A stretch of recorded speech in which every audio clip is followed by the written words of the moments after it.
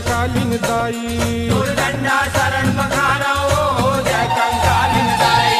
हौ जय कंकालिन दाई मोर करबे माता सहाई।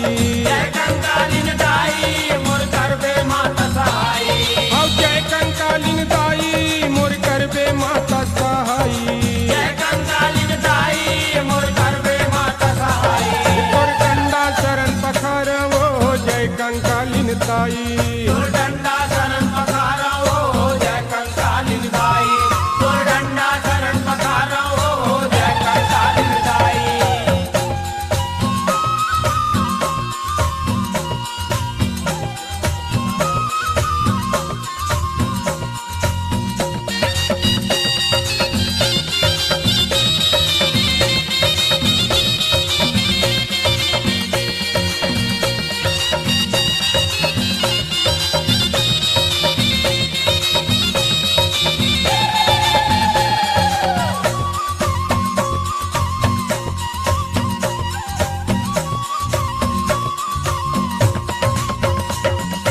देवलोक में मात श्री तय पहली साज सजाए वो पहली साज सजाए।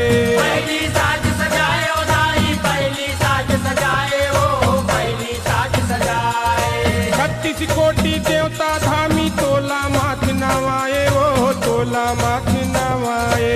तोला माथ नवाए ओ दाई तोला माथ नवाए ओ तोला माथ नवाए। रक्त बीज दानव मार के काली रूप चिन्हाए वो काली रूप चिन्हाए। काली रूप चिन्हाए ओ दाई काली रूप चिन्हाए ओ काली रूप चिन्हाए। काल रात्रि तोर रूप हर जे घड़ी परले मचाए वो जे घड़ी परले मचाए। जे घड़ी परले मचाए ओ दाई जे घड़ी परले मचाए ओ जे घड़ी परले मचाए। तोरे आरती में हम तार वो जय कंकालिन दाई। तोरे आरती में हम तार वो जय कंकालिन दाई। दुर्दंडा शरण पखारा हो जय कंकालिन दाई। दुर्दंडा शरण पखारा हो जय कंकालिन दाई।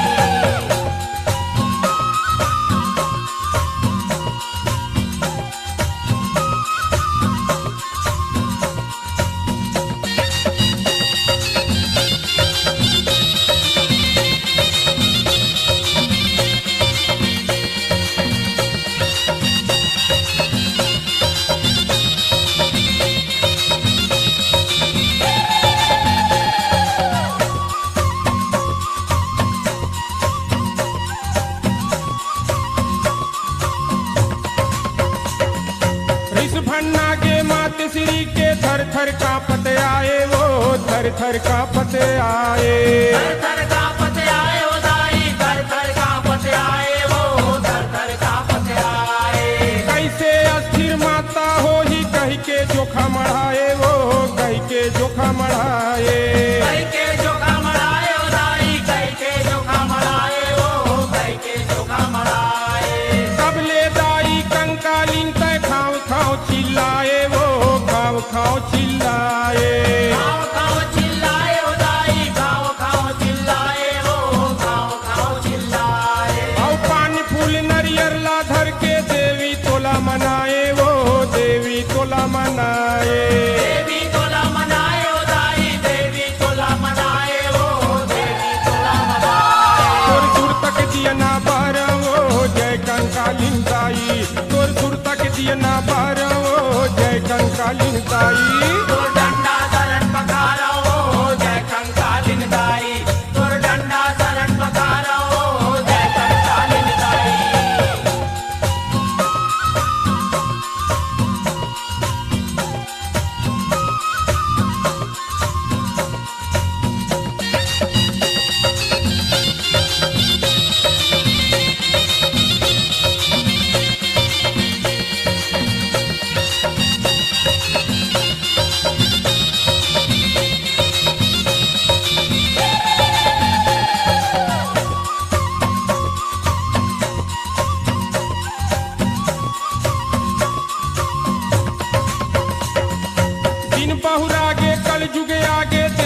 चरित दिखाए वो देवी चरित दिखाए।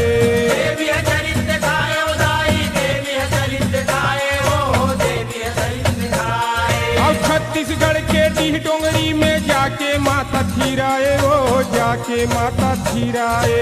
जाके माता फिराए ओ दाई, जाके माता फिराए ओ, जाके माता फिराए।